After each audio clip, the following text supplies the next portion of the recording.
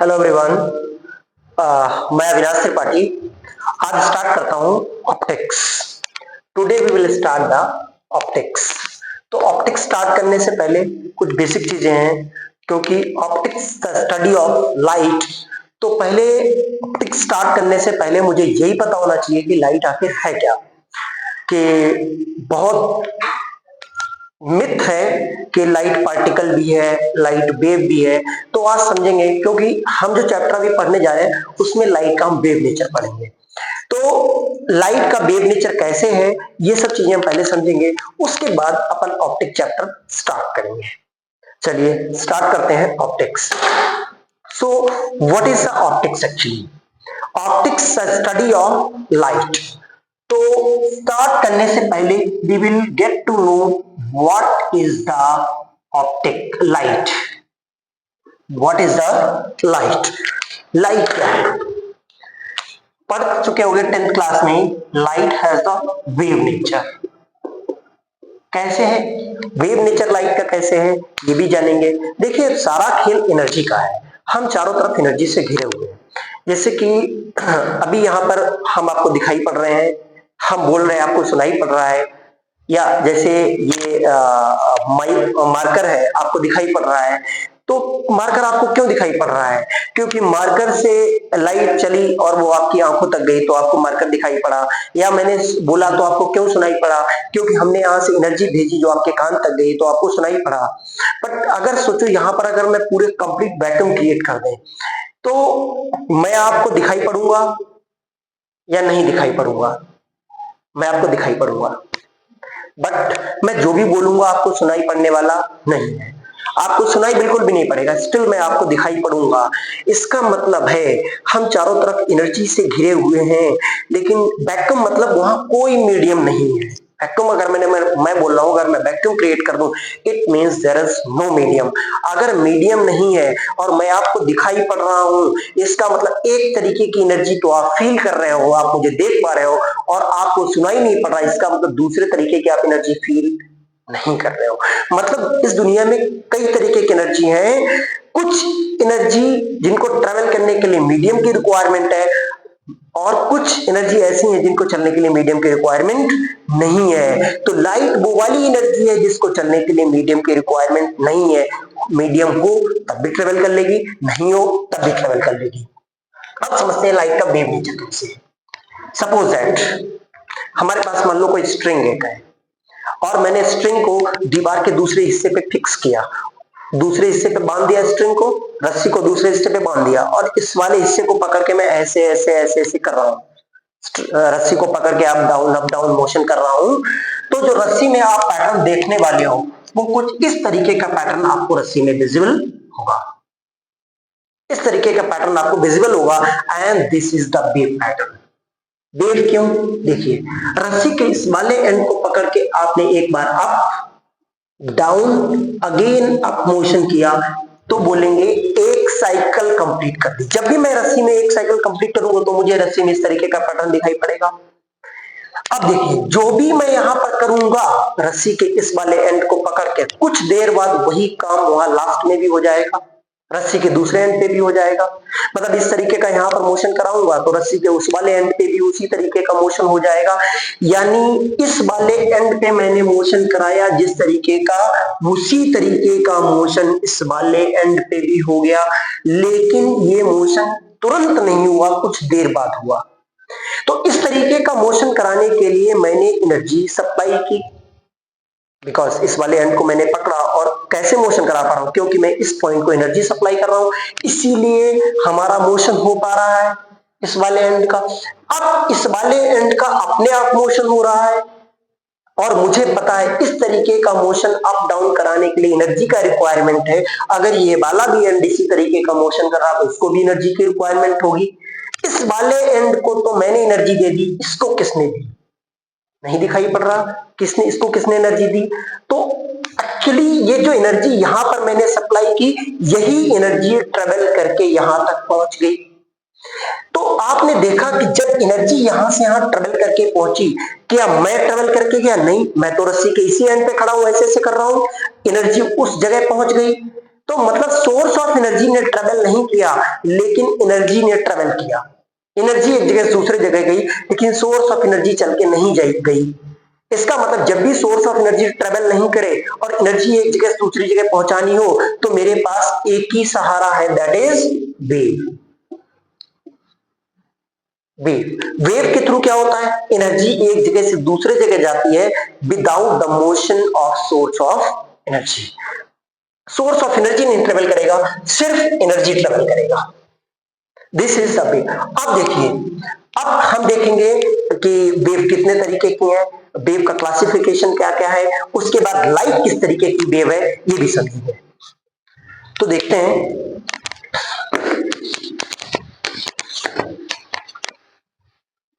पहले देखेंगे कि लाइट किस तरीके की वेव है। अगर लाइट वेव है तो लाइट किस तरीके की वेव है। अब सोचो, हमने देखा कि कुछ तरीके की एनर्जी ऐसी दुनिया में है, जैसे कि मैं यहाँ पर खड़ा हूं, मैं आपको दिखाई पड़ रहा हूं, अगर यहाँ पर वैक्यूम क्रिएट कर दिया जाए तो भी मैं आपको दिखाई पड़ूंगा, बट यहाँ पर वैक्यूम क्रिएट कर दिया जाए तो जो मैं बोल रहा हूं वो आपको सुनाई नहीं पड़ेगा।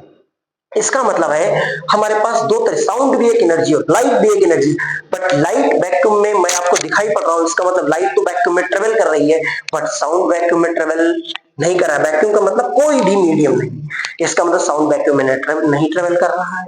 इसका मतलब एक तरीके की एनर्जी तो विदाउट मीडियम के ट्रेवल कर पा रही है और दूसरे तरीके की एनर्जी विदाउट मीडियम के ट्रेवल नहीं कर पा रही है, और जो दूसरे तरीके की एनर्जी मीडियम में ट्रेवल नहीं कर पा रही है, इसका मतलब उसको मीडियम की रिक्वायरमेंट नहीं है। तो हमारे पास वेव दो तरीके की हो गई। तो क्लासिफिकेशन ऑफ वेव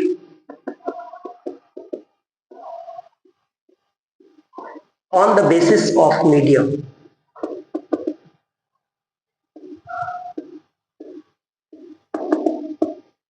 तो हमारे पास दो तरीके की वेव है। एक वेव है मेरे पास मैकेनिकल वेव और दूसरी वेव है नॉन मैकेनिकल वेव। इस तरीके की वेव को मीडियम का रिक्वायरमेंट होता है, इट रिक्वायर्स मीडियम। इसके लिए मीडियम का रिक्वायरमेंट होता है। दिस वेव के लिए it does not require the medium.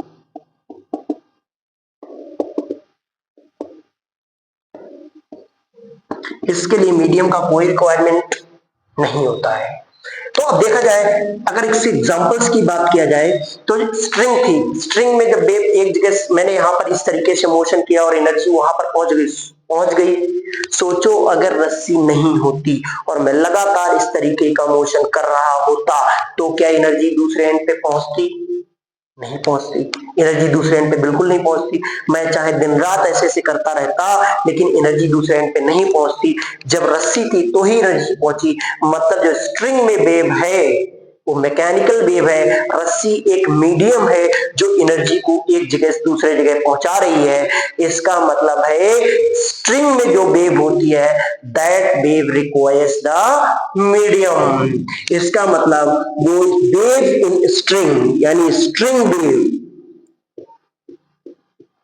Requires medium.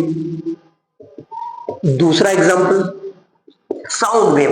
मैं अगर यहां बोलूं और अगर वैक्यूम क्रिएट कर दूं तो आपको नहीं सुनाई पड़ रहा, बट अगर इस रूम में एयर है तो आपको सुनाई पड़ रहा। इसका मतलब साउंड एनर्जी ट्रेवल कर रही with the help of air, air की हेल्प से ट्रेवल कर रही है। मतलब अगर एयर नहीं है तो नहीं ट्रेवल करेगा, अगर एयर है तो ट्रेवल कर जाएगा। एयर हुआ, कोई स्टील हुआ, आयरन हुआ, कोई ना कोई तो मीडियम साउंड के लिए होना चाहिए ट्रेवल करने के लिए, तभी साउंड ट्रेवल करेगा, अदरवाइज साउंड नहीं ट्रेवल करेगा। तो साउंड कौन सी वेव हो जाएगी?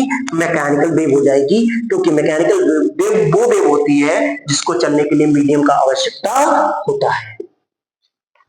It does not require, non mechanical wave के लिए मीडियम का रिक्वायरमेंट नहीं है। इसके अगर एग्जांपल्स की मैं बात करूं तो इसमें कौन कौन से एग्जांपल हो जाएंगे?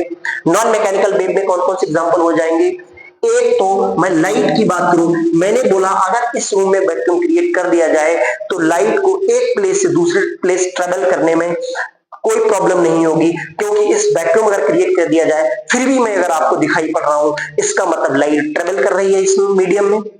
अगर आप देखिए सन हमसे बहुत दूर है और सन से लाइट चल के आ रही है, एटमॉस्फेयर केवल 8 किलोमीटर की ऊंचाई तक है, उसके बाद एटमॉस्फेयर नहीं है, फिर भी सनलाइट ट्रेवल करके आ रही है, उसके बाद कंप्लीट वैक्यूम है। इसका मतलब शायद सनलाइट वैक्यूम से ट्रेवल करके आ रही है। अगर सोचो सनलाइट वैक्यूम में नहीं ट्रेवल कर पाती तो क्या नीचे आ पाती? नहीं आ पाती। अगर सनलाइट नीचे आ रही है इसका मतलब वैक्यूम में भी ट्रेवल कर ले रही है। इसका मतलब उस जो लाइट हमारी वेव है उसके लिए मीडियम की कोई आवश्यकता नहीं है। मीडियम हो या ना हो तब भी लाइट ट्रेवल कर लेगी। तो light is in non mechanical wave. कौन सी वेव है? सेकंड अगर एग्जांपल बात करें तो electromagnetic wave. Electromagnetic wave. Question is that light wave क्यों है? पहली बात तो लाइट वेव क्यों है एक चीज समझेंगे। सन से लाइट आ रही है, बहुत बढ़िया। अब सोचो अगर मैं एक हमारे यहाँ बहुत तेज मान लो जून के महीने में धूप है और मैंने एक बाल्टी में पानी भर के छत पे रख दिया, शाम तक आप देखेंगे कि वो पानी गर्म हो चुका है। और हमें पता है कि पानी को गर्म करने के लिए मुझे एनर्जी का रिक्वायरमेंट होता है। सोचो अगर धूप नहीं हो और मुझे पानी गर्म करना हो तो मैं पानी कैसे गर्म करूंगा? या तो मैं गैस पे रखूंगा तो मुझे केमिकल एनर्जी सप्लाई करना पड़ेगा, या तो मैं गीजर से गर्म करूंगा तो मुझे इलेक्ट्रिकल एनर्जी सप्लाई करना पड़ेगा, इंडक्शन पे रखूंगा तो भी मुझे इलेक्ट्रिकल एनर्जी सप्लाई करना पड़ेगा। इसका मतलब पानी को गर्म करने के लिए मुझे एनर्जी का रिक्वायरमेंट है।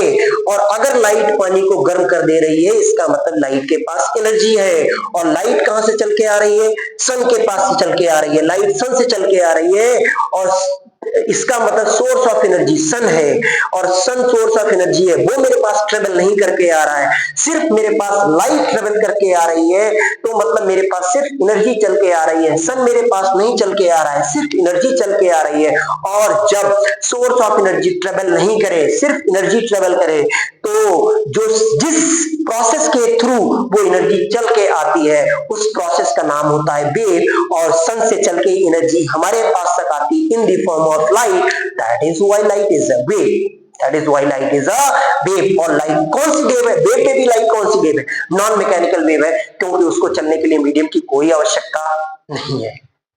तो लाइट हमारी कौन सी वेव हो गई? Non mechanical wave. आगे फर्दर क्लासेस में आप पढ़ोगे इलेक्ट्रोमैग्नेटिक वेव, ये भी आपको फर्दर चैप्टर्स में देखने को मिलेगा, अभी नहीं है, बट अभी मैं लेटर ऑन एक्सप्लेन कर दूंगा what is the electromagnetic wave. ठीक है, यहां तक पता चल गया। तो लाइट हमारी कैसी वेव है? नॉन मैकेनिकल वेव है। साउंड कैसी वेव है? मैकेनिकल वेव है। अब देखते हैं एक और क्लासिफिकेशन।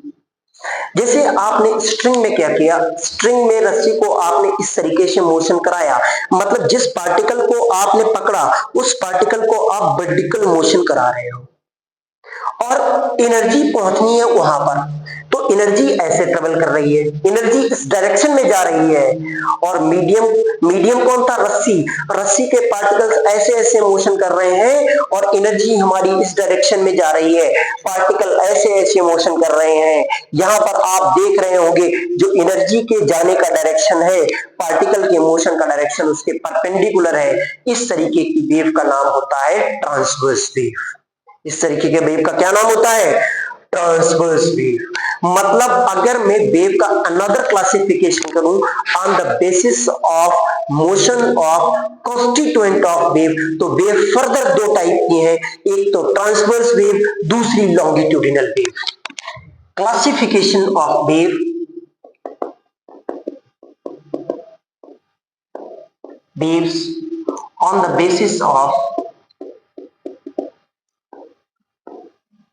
constituent of कॉन्स्टिट्यूएंट मतलब क्या होता है? कॉन्स्टिट्यूएंट वो चीज होती है जिससे वेव बनी होती है। जैसे कि अगर स्ट्रिंग की बात करें तो वेव कंप्लीट कैसे हो रही है? पार्टिकल्स को मिला मिला के, सारे मीडियम के पार्टिकल्स मिल रहे हैं, मोशन कर रहे हैं, तो ही वेव क्रिएट हो रही है, अदरवाइज वेव क्रिएट नहीं होती। तो स्ट्रिंग, अब इसके आधार पर वेव दो टाइप की है, एक तो ट्रांसवर्स वेव और दूसरी लॉन्गिट्यूडिनल वेव। देखिए हमने बोला कि रस्सी के पार्टिकल्स को मैं एक पार्टिकल को पकड़ के ऐसे ऐसे मोशन करा रहा हूं, तो लास्ट वाला भी पार्टिकल अगर उसी तरीके का मोशन कर जा रहा है तो देखिए मतलब पार्टिकल ऐसे ऐसे मोशन कर रहा है, एनर्जी ऐसे जा रही है। तो बेसिकली एनर्जी जा रही है तो एनर्जी के पास कोई ना कोई रफ्तार भी होगी। जिस रफ्तार से अगर कोई चीज चल रही है तो उसके पास रफ्तार भी होगी, मतलब एनर्जी के पास कोई रफ्तार होगी, एनर्जी के पास वेलोसिटी होगी। तो direction of velocity of energy that is known as the wave velocity, that is known as the wave velocity. इसके मतलब यहां पर आप देख रहे होंगे जो पार्टिकल्स का मोशन है वो वेव वेलोसिटी के परपेंडिकुलर है, मतलब इस डायरेक्शन में एनर्जी जा रही है, जिस रफ्तार से एनर्जी जा रही होगी वही वेव वेलोसिटी होगी। तो वेव वेलोसिटी के परपेंडिकुलर पार्टिकल्स का मोशन है, ऐसी तरीके की वेव होती है ट्रांसवर्स वेव। अगर यहां पर देखा जाए if energy is going in this direction, मतलब वेव वेलोसिटी दिस डायरेक्शन में है, वेलोसिटी ऑफ वेव, और पार्टिकल्स कैसे मोशन कर रहे हैं, अप डाउन। तो ये वेलोसिटी ऑफ पार्टिकल है, तो पार्टिकल की वेलोसिटी और वेव की वेलोसिटी दोनों एक दूसरे के परपेंडिकुलर है, ऐसी वेव होती है ट्रांसवर्स वेव। अगर मैं लॉन्गिट्यूडिनल वेव की बात करूं तो लॉन्गिट्यूडिनल वेव कौन सी टाइप की वेव होती है। अब देखिए, सपोज दैट मैं यहां खड़ा हूं अपनी जगह पे, मैं यहाँ पे खड़ा हूं, मेरे एकदम चपक के कुछ लड़के इधर भी खड़े हैं और इधर भी खड़े हैं, कुछ लोग खड़े हैं, कुछ लोग मेरे एकदम मुझसे टच होके खड़े, फिर उससे टच होके दूसरा खड़ा है, उससे टच होके तीसरा खड़ा है, उससे टच होके चौथा खड़ा है, ऐसे ही इधर भी खड़े हैं। सोचो मैंने ऐसे किया तो क्या उधर वाले जो यहाँ पर लड़का होगा वो भी ऐसे कर जाएगा, और जो यहाँ पर खड़ा होगा वो भी ऐसे कर जाएगा, तो लास्ट वाला भी लड़का ऐसे कर जाएगा। ऐसे ही मैं अगर इधर करूं ऐसे, तो इधर वाला लड़का ऐसे कर जाएगा, उसके बाजू वाला भी ऐसे कर जाएगा, लास्ट वाला भी लड़का ऐसे कर जाएगा। इसके मतलब जब मैंने ऐसे किया तो मैंने बगल वाले को एनर्जी दी, वो भी ऐसे कर गया तो उसने बगल वाले को एनर्जी दी, लास्ट में एनर्जी लास्ट वाले जो लास्ट में लड़का खड़ा था उसके पास पहुंच गई। ऐसे ही जब मैंने इधर किया तो ऐसी एनर्जी भी लास्ट वाले लड़के के पास पहुंच गई। इस पूरे प्रोसेस में क्या मैं अपनी जगह से चल के गया? नहीं, मैंने अपनी जगह पर सिर्फ ऐसे ऐसे किया, मैं अपनी जगह से नहीं चल के गया, स्टिल एनर्जी पहुंच गई। ये भी एक तरीके की वेव होगी, क्योंकि सोर्स ऑफ एनर्जी मैं था, मैं तो ट्रेवल नहीं किया, लेकिन एनर्जी एक जगह से दूसरी जगह पहुंच गई, तो ये भी एक तरीके की वेव हो गई। बट इसमें एनर्जी इधर ट्रेवल कर रही है, और हमारा भी मोशन कैसे है, या तो मैं इधर कर रहा हूं या मैं इधर कर रहा हूं, मतलब मेरा भी मोशन ऐसे ऐसे है और एनर्जी भी इधर जा रही है, मतलब बोथ आर पैरेलल। ये एक लाइन के अलॉन्ग है, परपेंडिकुलर तो है नहीं, दोनों एक लाइन के अलॉन्ग है। मतलब लॉन्गिट्यूडिनल वेव में अगर वेव वेलोसिटी इधर है, लॉन्गिट्यूडिनल वेव में अगर वेव वेलोसिटी इधर है, तो पार्टिकल्स भी इस तरीके का मोशन करेंगे। This is the velocity of particles, same line के अलॉन्ग होंगे। Velocity of wave and velocity of particle same line के अलॉन्ग होंगे। दिस ये भी उस वाली वेव में एनर्जी तब ट्रांसफर हो रही थी जब पार्टिकल्स वेव वेलोसिटी के परपेंडिकुलर मोशन कर रहे थे। ये वो वाली वेव है जिस इसमें भी एनर्जी ट्रांसफर हो रही है, बट जो डायरेक्शन ऑफ एनर्जी है उसके पैरेलल ही पार्टिकल्स मूव कर रहे हैं।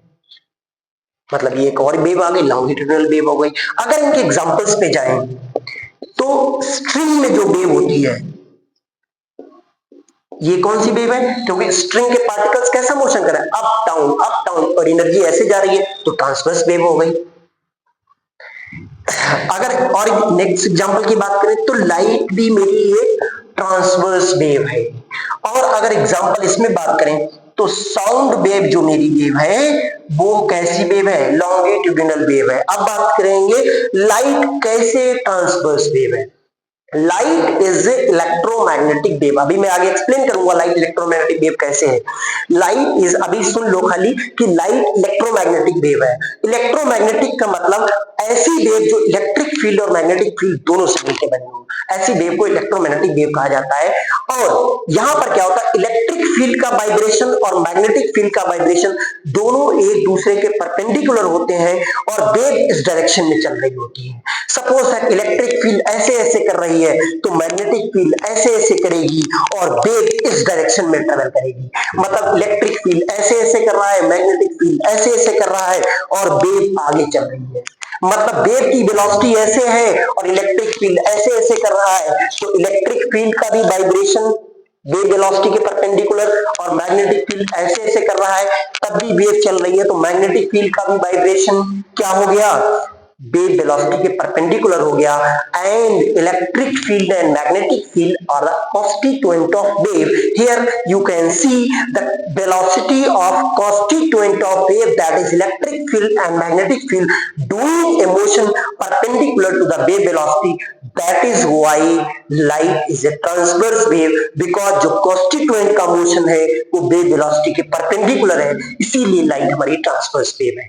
अगर साउंड की बात करें तो मैंने कहा जैसे मैंने ऐसा किया, तो इसका मतलब क्या है, मैंने अपने पास की एयर को कंप्रेस किया, उसने उसके पास की एयर को कंप्रेस किया, उसने उसकी एयर के पास के कंप्रेस किया, और धीरे धीरे एनर्जी हमारे कान तक पहुंच गई।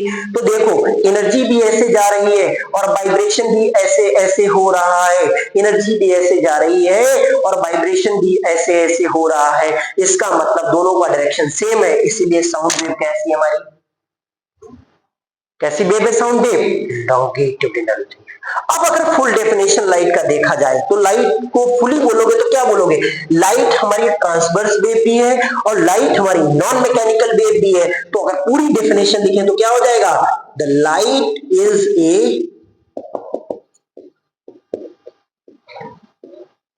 Transverse non mechanical wave.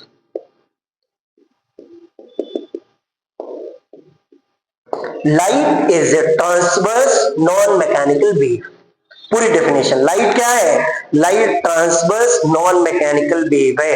और जब ये लाइट वेव है तो जब लाइट कहीं से चल के हमारी आंखों पर आती है तो हमारी आंखों पर हमारे सिग्नल एक जनरेट, हमारी आंखों की जो ऑर्गन्स होते हैं सिग्नल जनरेट करते हैं, और वो सिग्नल जब मेरे माइंड के पास जाता है तो हर एक वेवलेंथ के लिए मेरी माइंड में अलग अलग सेंसेशन है। जैसे कि रेड कलर के लिए अलग सेंसेशन, व्हाइट कलर के लिए अलग सेंसेशन, ब्लैक कलर के लिए अलग सेंसेशन, ग्रीन कलर के लिए अलग सेंसेशन, चेयर के लिए अलग सेंसेशन है। हर एक चीज के लिए मेरे दिमाग में सेंसेशन है। अगर किसी चीज को मैंने इससे पहले कभी नहीं देखा तब मैं उसका नाम नहीं जानता हूं, क्योंकि उससे पहले मेरे दिमाग में उसका सेंसेशन नहीं है, इसीलिए मैं उस चीज को पहचान नहीं पाता हूं। अगर कोई चीज मुझे नहीं दिखाई दे रही है, इसका मतलब है वहां से लाइट तो चल के आ रही, बट मेरे दिमाग के पास उसका कोई सेंसेशन नहीं है। तो कोई, अब क्वेश्चन इज दैट कि लाइट आपको पता चल गई, लाइट क्या है, transverse non mechanical wave. Light is a transverse non mechanical wave.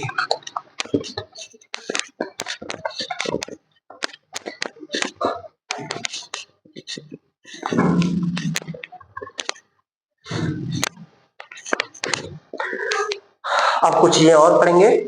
Light is a transverse non mechanical wave, ये तो आपको पता चल गया। अब बात करते हैं, अगर मैं वेव की कुछ और बातें, जैसे कि वेव में कुछ चीजें होती है like wavelength, it is denoted by lambda, frequency it is denoted by small F, time period it is denoted by capital T, wave velocity it is denoted bye v। अब देखिए मैं आपको अगेन समझाता हूं।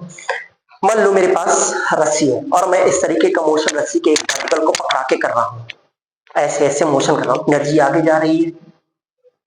जब मैं पार्टिकल का ऐसे ऐसे मोशन कर रहा हूं तो एनर्जी आगे जा रही है। जिस रफ्तार से एनर्जी आगे जा रही होगी दैट रफ्तार is known as wave velocity. The wave velocity is what, the velocity with which energy is traveling is known as the wave velocity. The velocity with which energy is traveling, the velocity with which energy is traveling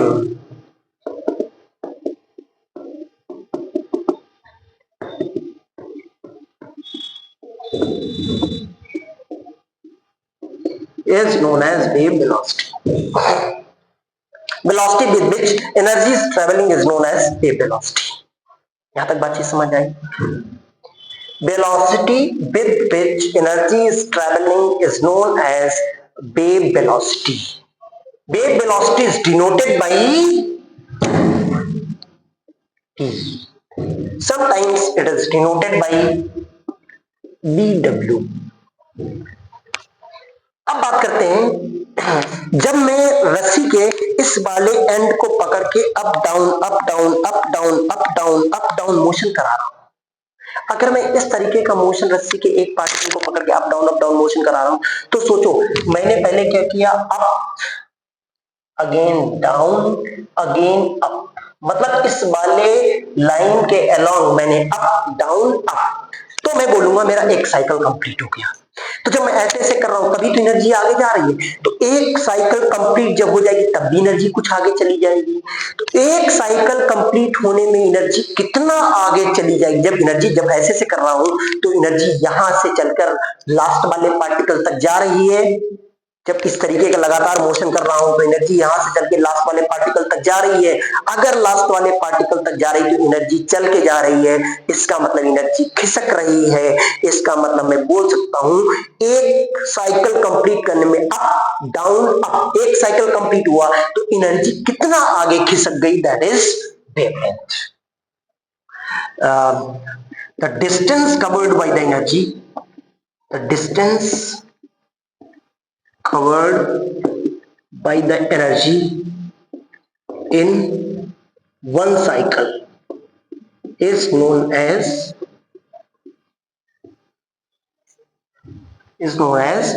wavelength। इसको क्या बोला जाएगा, एक cycle complete होने में energy कितना आगे खिसक गई, जितना आगे खिसक गई उसको वेवलेंथ बोला जाएगा। उसको क्या बोला जाएगा, वेवलेंथ बोला जाएगा, जितना आगे एनर्जी खिसक जाएगी। अब सोचो अगर मैं उस तरीके का मोशन करा रहा हूं, अगर अप डाउन इस तरीके का मोशन करा रहा हूं और एनर्जी आगे बढ़ रही है, तो सोचो एक साइकिल कंप्लीट होने में कुछ तो टाइम लगा होगा। एक साइकिल अप डाउन अप, एक साइकिल कंप्लीट होने में जितना भी समय लगेगा, that time is known as time period. Time taken to complete one cycle is known as time period। Time taken to complete one cycle is known as time period। आगे बात है frequency की। Suppose that up down up, एक cycle complete हो गई, एक cycle मैंने 0.1 second में की, एक साइकिल मैंने 0.1 सेकेंड में की, तो सोचो एक सेकेंड में मैं कितनी साइकिल्स करूंगा।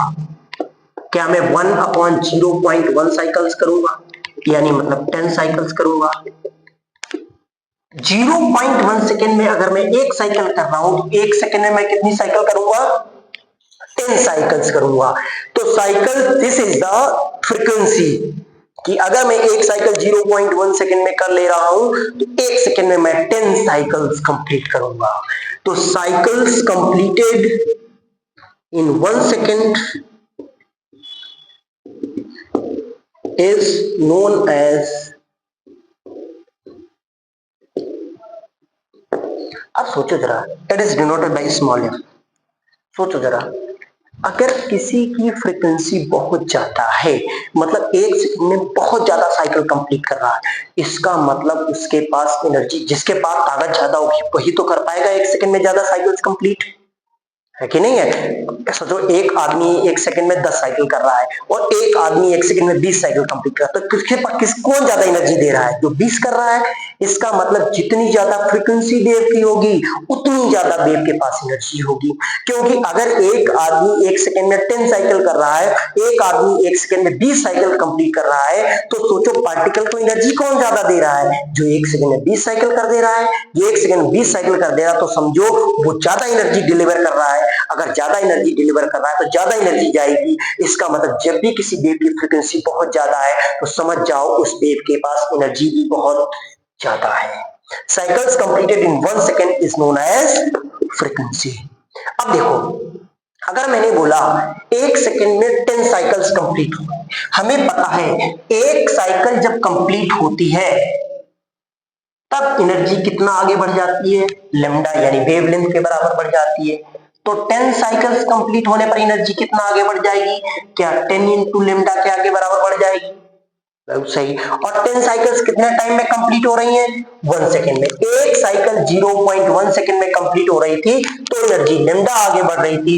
एक सेकेंड में 10 साइकिल्स कंप्लीट होगी तो एनर्जी 10 लैम्डा आगे बढ़ जाएगी। और एक सेकेंड में कोई कितना आगे बढ़ जाता है, जितना वो बढ़ जाता है वही उसकी वेलोसिटी होती है। सपोज दैट किसी ऑब्जेक्ट की वेलोसिटी 5 मीटर पर सेकेंड है, इसका मतलब है कि वो एक सेकेंड में 5 मीटर डिस्प्लेसमेंट कवर कर रहा है। और यहां पर यदि एक सेकेंड में 10 लैम्डा डिस्प्लेसमेंट है, इसका मतलब वेव वेलोसिटी है 10 लैम्डा। अब इसमें 10 क्या है, ये तो मुझे समझ आ रहा है, velocity of wave lambda, wave length 10 क्या है, 10 है फ्रीक्वेंसी। 10 क्या है, फ्रीक्वेंसी है। तो मैं लिख सकता हूं B equals to F into lambda. क्या लिख सकता हूं, B equals to F into lambda. यहां से ध्यान से देखिए, ये हमारी फ्रीक्वेंसी आई, क्या आई थी, हमारी फ्रीक्वेंसी आई थी। फ्रीक्वेंसी मतलब स्मॉल एफ आएगा। स्मॉल एफ कैसे आया, यहां से आया। यहां से कैसे आया, 1/0.1। ये 0.1 सेकेंड था और 0.1 सेकेंड क्या है, एक साइकिल को कंप्लीट होने में लगा समय। और एक साइकिल को कंप्लीट होने में लगा समय is known as time period. इसका मतलब फ्रीक्वेंसी इज इक्वल टू 1/टाइम period. Frequency is equal to 1/टाइम पीरियड। अब आपके पास दो फॉर्मूले आ गए हैं। कौन कौन से दो फॉर्मूले आ गए, B equals to F lambda and F equals to 1/T। F equals to 1/T। Now we are moving to the next one.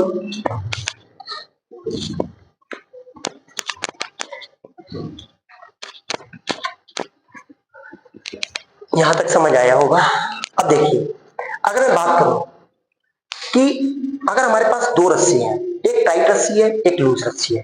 Tight रस्सी में up down up down up down motion करूं और लूज रस्सी में भी up down करूं, तो tight, तुम देखो अगर बहुत टाइट रस्सी है, यहां पर वाइब्रेशन क्रिएट करो तो जल्दी तुम्हें लगे, जैसे तुम दूसरे एंड पे पकड़े हो और हम दोनों, एक मान लो एक एंड पे मैं हूं, एक एंड पे आप हैं, और मैंने इस वाले दो रस्सी एकदम टाइट है और मैंने यहाँ पर कुछ भी किया तो आपको जल्दी फील होगा, या लूज रस्सी है तो मैंने यहाँ पर किया तो आपको जल्दी फील होगा। टाइट वाले केस में जल्दी फील हो जाएगा। इसका मतलब जो भी मैंने एनर्जी यहां से इंपार्ट की वो एनर्जी टाइट वाले केस में जल्दी पहुंच गई और लूज वाले केस में देर में पहुंची। इसका मतलब एनर्जी, एक मीडियम था टाइट रस्सी वाला, एक मीडियम था लूज रस्सी वाला। इसका मतलब है टाइट रस्सी वाले मीडियम में एनर्जी जल्दी पहुंच गई, लूज रस्सी वाले मीडियम में एनर्जी देर में पहुंची। इसका मतलब एनर्जी की रफ्तार जल्दी पहुंच गई। इसका मतलब है एनर्जी की रफ्तार टाइट रस्सी वाले मीडियम में तेज रही होगी और लूज रस्सी वाले मीडियम में धीमी रही होगी। इसका मतलब wave velocity depends on medium. इसका मतलब है वेव वेलोसिटी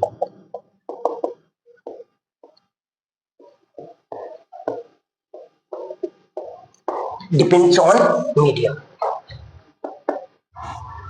अब बात करते हैं, देखिए अगर एक रस्सी टाइट है, एक रस्सी लूज है, मैंने अगर ऐसे ऐसे ऐसे ऐसे किया और लूज में भी ऐसे ऐसे किया, टाइट वाले केस में जल्दी एनर्जी पहुंच गई, लूज वाले में देर में एनर्जी पहुंची, तो मैं बोल सकता हूं कि टाइट वाले केस में एनर्जी एक साइकिल में ज्यादा दूर खिसक जा रही होगी, लूज वाले केस में एक साइकिल में कम दूर खिसक पा रही होगी तो ही तो लेट पहुंच रही होगी। टाइट वाले केस में एक साइकिल में ज्यादा दूर खिसक जा रही होगी तो ही जल्दी पहुंची होगी। और एनर्जी एक साइकिल में कितनी दूर खिसक जाती है, दैट इज द वेवलेंथ। इसका मतलब टाइट वाले केस में वेवलेंथ ज्यादा है और लूज वाले केस में वेवलेंथ कम है। इसका मतलब wavelength also depends on medium.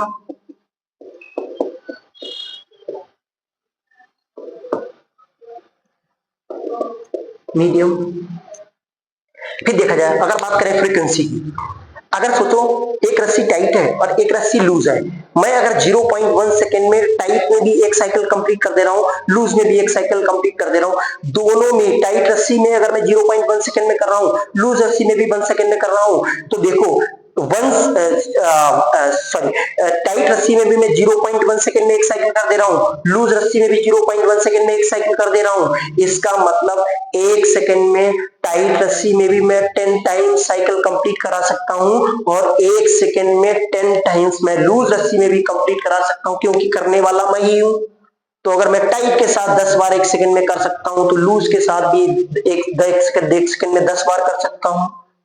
इसका मतलब करने वाला मैं हूं, चाहे रस्सी लूज हो चाहे रस्सी टाइट हो, लेकिन मैं 1 सेकंड में 10 बार कर सकता हूं। इसके मतलब frequency of wave does not depends on medium.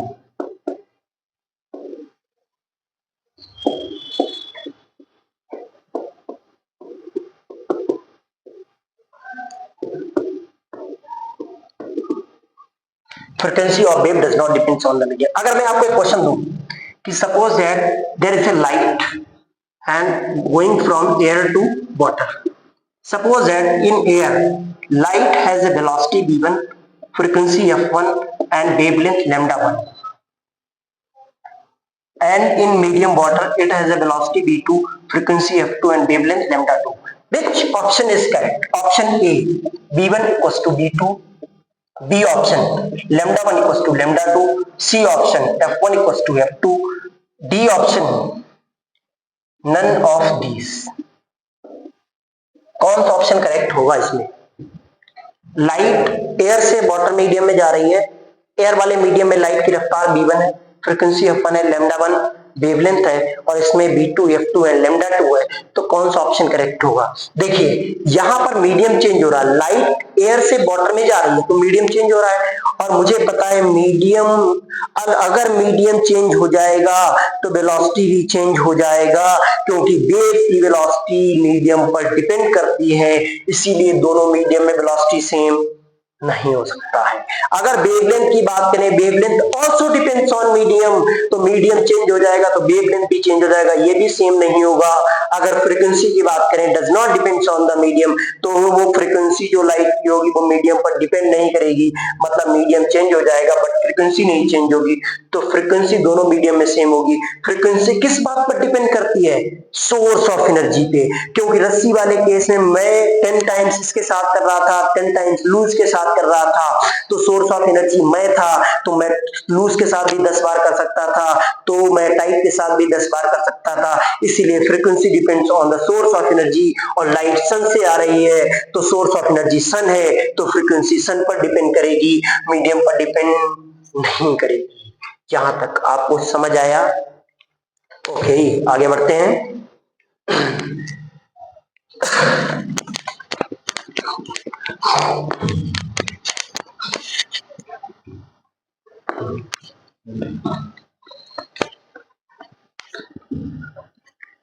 अब बात करते हैं लाइट क्या है कि हमारा एक इलेक्ट्रोमैग्नेटिक स्पेक्ट्रम फॉलो होता है। देखिए हम एक इलेक्ट्रोमैग्नेटिक स्पेक्ट्रम की बात करें, इलेक्ट्रोमैग्नेटिक स्पेक्ट्रम। अगर मैं इलेक्ट्रोमैग्नेटिक स्पेक्ट्रम की बात करूं, जब भी कोई चीज हॉट है तो उससे ये सारा स्पेक्ट्रम निकलता है। क्या क्या निकलता है? Radio waves, microwaves, infrared, visible, UV, X-rays, gamma rays, cosmic. अगर मैं बात करूं radio waves, microwaves, infrared, visible, UV, x, gamma, cosmic, जैसे तुम इधर से इधर जाओगे तो तुम्हारी फ्रीक्वेंसी इंक्रीज होगी और वेवलेंथ डिक्रीज होगी। फ्रीक्वेंसी तुम्हारी इंक्रीज होगी और वेवलेंथ तुम्हारी क्या होगी? डिक्रीज होगी। BIVGYOR, डिक्रीज होगी। इधर से इधर जाने पर वेवलेंथ तुम्हारी डिक्रीज होगी और फ्रीक्वेंसी तुम्हारी क्या होगी? इंक्रीज होगी। देखिए अब देखो, radio waves, microwaves, infrared, visible, UV rays, X rays, gamma rays, UV rays, UV. अगर मैं बात करूं, जब सन से रेडिएशन निकलता है, सन हॉट है तो वहां से रेडिएशन, ये सब कुछ निकलता है।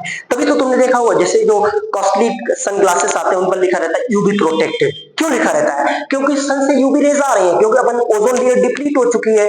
तो यूवी रेस आ रही है नीचे तो हमारी आंखों पर पड़ जाएंगी, तो हमारे आंख हम अंधे हो सकते हैं, स्किन पर पड़ जाएगी, हमारा स्किन कैंसर हो सकता है। इसीलिए बोलते हैं धूप में अपने आप को ढक के चलो और आंखों में चश्मा लगा के चलो, ताकि आप अंधे होने से और कैंसर होने से आप बच जाए। इसीलिए यूवी रेस ऊपर से आ रही है, इसीलिए हम यूवी प्रोटेक्टेड ग्लास पहनते हैं। तो ये सब कुछ आ रहा है, लेकिन न तो हमको ये दिखता है, हमको बिल्कुल जो चीज हमको दिखती है वो क्या है, विजिबल रीजन। इसका मतलब इलेक्ट्रोमैग्नेटिक स्पेक्ट्रम का वो वाला पार्ट जो मुझे दिखता है वो लाइट है। इसका मतलब है the part of the electromagnetic spectrum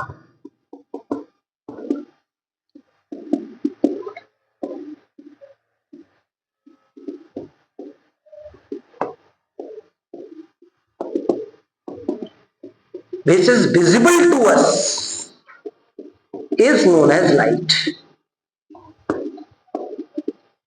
This visible region, the part of the electromagnetic spectrum which is visible to us is known as light. अब देखिए यहां से यहां जाने पर फ्रीक्वेंसी बढ़ रही है, वेवलेंथ घट रही है, और मैंने अभी आपको बताया जब भी फ्रीक्वेंसी बढ़ती है तो एनर्जी बढ़ती है, मतलब इधर से इधर जाने पर लगातार एनर्जी बढ़ रही होगी।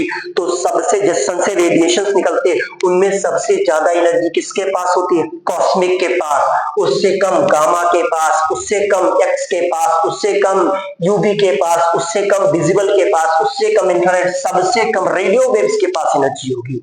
अगर वेवलेंथ की बात करें तो सबसे ज्यादा वेवलेंथ किसकी होगी, लगातार इधर जाने पर वेवलेंथ डिक्रीज होती जाएगी। ऐसा क्यों होता है कि फ्रीक्वेंसी, अभी मैंने बताया था फ्रीक्वेंसी बढ़ने पर एनर्जी बढ़ती है। जब आप मॉडर्न फिजिक्स पढ़ोगे तो आपको पता चल जाएगा E equals to H nu. यहाँ पर देखोगे जैसे फ्रीक्वेंसी बढ़ रही है वैसे भी हमारी एनर्जी क्या हो जाएगी, बढ़ जाएगी। ऐसे हमारी एनर्जी क्या हो जाएगी, बढ़ जाएगी। यहां से यहां जाने पर एनर्जी लगातार बढ़ रही है। तभी जो विजिबल रीजन होता है यहां तक और इसके पहले की जितनी भी वेव्स है वो मेरे शरीर में घुस नहीं पाती, हमारी बॉडी के अंदर नहीं घुस पाती हैं, लेकिन इसके बाद वाली सारी मेरी बॉडी में घुस जाती हैं। इसीलिए अपन जब कहीं टूट फूट जाते हैं, डॉक्टर के पास जाते हैं, एक्सरे कराते हैं, तो वैसे हाथ रखते हैं, वो एक्सरे डालता है, एक्सरे मेरी बॉडी के अंदर इंसर्ट कर जाती हैं, घुस जाती हैं, क्योंकि इनके पास एनर्जी बहुत ज्यादा होती है। इसीलिए ये वाली सारी वे हमारी बॉडी में घुस जाती है। विजिबल जो हमारी लाइट है, जो विजिबल रीजन है जिसको मैं लाइट बोल रहा हूं, वो सिर्फ हमारी रेटिना तक आती है, हमारी बॉडी के अंदर घुसती नहीं है। सिर्फ रेटिना तक, हमारी आंखों के रेटिना तक आती है, हमारी बॉडी में प्रवेश लाइट नहीं कर पाती है। हमारी बॉडी में कभी लाइट प्रवेश नहीं कर पाती है, सिर्फ हमारी लेकिन ये सब हमारी बॉडी में इंसर्ट हो जाती हैं। अगर मैं बात करूं तो microwaves used in radar system, ये हमारे टीवी के रिमोट में यूज होता है, इसको तो मैं लाइट ही बोल रहा हूं। और ये सब मेडिकल ट्रीटमेंट, ये भी मेडिकल, ये सब मेडिकल ट्रीटमेंट में यूज होता है। एक्सरेज, गामा रेज, इन सबको मेडिकल ट्रीटमेंट में, कॉस्मिक को कैंसर के इलाज में यूज किया जाता है, इन सबको मेडिकल ट्रीटमेंट में यूज किया जाता है। कॉस्मिक को कैंसर का इलाज में यूज किया जाता है, इसको भी मेडिकल ट्रीटमेंट, इसको भी मेडिकल, ये सब मेडिकल ट्रीटमेंट में यूज किया जाता है। यहां तक आपको पता चल गया होगा। लाइट की दो डेफिनेशन आ गई। एक डेफिनेशन क्या थी, light is a transverse non mechanical wave. दूसरा हमारे पास आ गया था part of the electromagnetic spectrum which is visible to us is known as light. यहां तक बातचीत आई थिंक आपको क्लियर हो गया होगा। यहां तक ये भी समझ आ गया होगा कि लाइट क्या है। अब आगे की पढ़ाई करते हैं।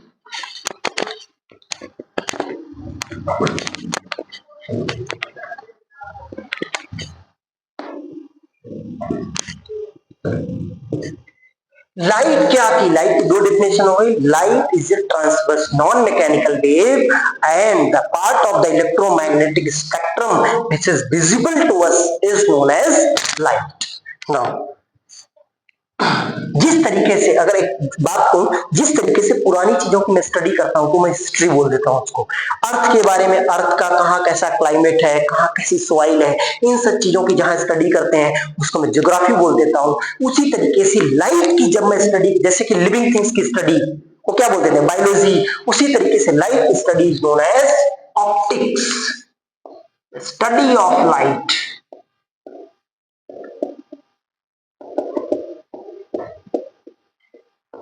known as optics. Study of light is known as optics. Now अगर मैं बात करूं फर्दर, अगर आगे में मैं बात करूं कि ऑप्टिक्स क्या है, ऑप्टिक्स का फर्दर क्लासिफिकेशन, ऑप्टिक्स को भी दो पार्ट में डिवाइड कर दिया गया। एक तो ज्योमेट्रिक ऑप्टिक्स और दूसरा वेव ऑप्टिक्स।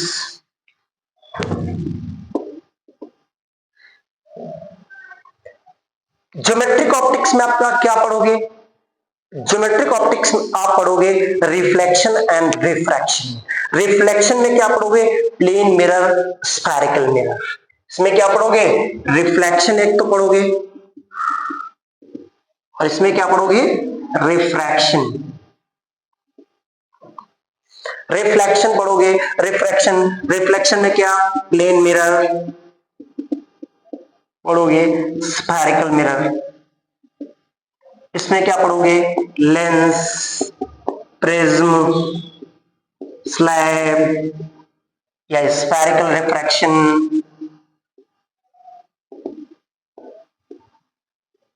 ये सब कहां पढ़ेंगे? रिफ्रैक्शन। अगर वेव ऑप्टिक्स की बात करें तो इसमें क्या पढ़ोगे? डिफ्रैक्शन, बाईडीएसई Young's double slit experiment, diffraction, polarisation, ये सब कहां पढ़ेंगे अपन? वेव ऑप्टिक्स में। व्हाट ज्योमेट्रिक ऑप्टिक्स तो आपको समझ आ रही होगी क्या है, रिफ्लेक्शन, रिफ्रैक्शन, ये सब अपन 10th से ही पढ़ते चले आए तो तुम्हें इसका तो फील आ रहा होगा। बट वेव ऑप्टिक्स क्या है? देखो, मान लो मेरे पास एक कार्डबोर्ड है, उसमें मैंने एक होल कर दिया और यहां से लाइट डाली, तो क्या दीवार पर जाके आपको एक ब्राइट पैच दिखाई पड़ेगा? हाँ। अगर मैं इस होल को छोटा करते जाऊं तो क्या ब्राइट पैच और छोटा होते जाएगा? हाँ। और छोटा करते जाऊं तो और छोटा होते जाएगा? हाँ। और छोटा करते जाऊं तो और छोटा होते जाएगा क्या? हाँ। तो फिर देखा गया कि जब एक लिमिट से ज्यादा छोटा कर दें, मतलब होल इतना छोटा कर दें कि उसकी wavelength comparable to the wavelength of light हो जाए। लाइट की वेवलेंथ कहां से कहां होती है? लाइट की वेवलेंथ 3800 एंगस्ट्रॉम टू 7600 एंगस्ट्रॉम। अगर इतना डायमेंशन हो जाए होल का, इतना छोटा होल क्रिएट कर पाए, तो देखा गया एक्सपेरिमेंटली कि हमें अब ब्राइट पैच ना दिख के कुछ और दिख रहा है। अब मुझे क्या दिख रहा था? Dark bright, dark bright, dark bright, इस तरीके का दिख रहा था, जो कि नॉर्मल बिहेवियर नहीं था। नॉर्मली मुझको ब्राइट पैच दिखना था, लेकिन ब्राइट पैच न दिख के मुझे कुछ और दिख गया। तो देखा गया कि लाइट जब भी कहीं ऐसे ऑब्स्टिकल से पास होती है जिसकी wavelength comparable to the wavelength of light है, ऐसे केस में लाइट अपना नेचर चेंज कर दी है, और वो नेचर हम वेव ऑप्टिक्स में पढ़ते हैं। कहां पढ़ते हैं? वेव ऑप्टिक्स में वो नेचर पढ़ते हैं जाके।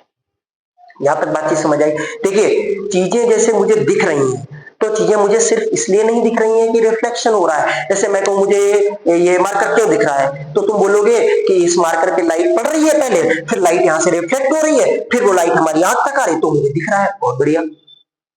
लेकिन चीजें मुझे सिर्फ रिफ्लेक्शन की वजह से दिख रही है, ये नहीं। जैसे रूम में ट्यूबलाइट जलती है, ये वाली ट्यूबलाइट जल रही है, सन है, ये सब मुझे किस वजह से दिख रहे हैं? सेल्फ इल्यूमिनेटिंग है, इनसे रेडिएशंस निकल रहे हैं। चीजें मुझे रेडिएशन की 99% चीजें मुझे रिफ्लेक्शन की वजह से दिखती हैं, लेकिन 1% चीजें दुनिया में मुझे रेडिएशन की वजह से भी दिखती हैं। जैसे अगर एग्जांपल लें, मान लो एक रूम, आप भी रेड टी शर्ट पहने हो और रूम की लाइट बंद कर दिया, रूम एकदम अंधेरा हो, आप मुझे नहीं दिखोगे। स्टिल आपने रेड टी शर्ट, आप अगर रूम की लाइट ऑन है तब आप मुझे दिखोगे। आपने रेड टी शर्ट पहनी हुई है, आप रूम में बैठे हुए हो और मैं आपको देख सकता हूं, अभी लाइट जल रही है। अगर लाइट ऑफ कर दी जाए, बिल्कुल चारों तरफ अंधेरा कर दिया जाए, तो आप मुझे नहीं दिखोगे, आप मुझे नहीं दिखोगे। लेकिन यदि रेड हॉट आयरन अगर रूम में रख दिया जाए, वो मुझे दिखेगा। आयरन भी रेड है, आपकी टी शर्ट भी रेड है, आप नहीं दिख रहे हो, आयरन दिख रहा है। क्यों? क्योंकि आयरन रेडिएशंस निकाल रहा है। इसका मतलब है चीजें मुझे सिर्फ रिफ्लेक्शन की वजह से नहीं दिखती हैं, चीजें मुझे रेडिएशन की वजह से दिखती हैं। हालांकि 99% चीजें मुझे रिफ्लेक्शन की वजह से दिखती हैं, बट 1% चीजें इस दुनिया में मुझे रेडिएशन की वजह से भी विजिबल होती हैं। तो यहां तक समझ आया। अब अगले लेक्चर में अपन पढ़ेंगे, प्लेन मिरर से स्टार्ट करेंगे और ये भी देखेंगे, हाँ, जैसे कि कोई चीज मुझे दिख रही है तो कैसे दिख रही है, इमेज प्लॉटिंग पढ़ेंगे, प्लेन मिरर पढ़ेंगे। Thank you everyone, this is the end of the lecture. Thank you.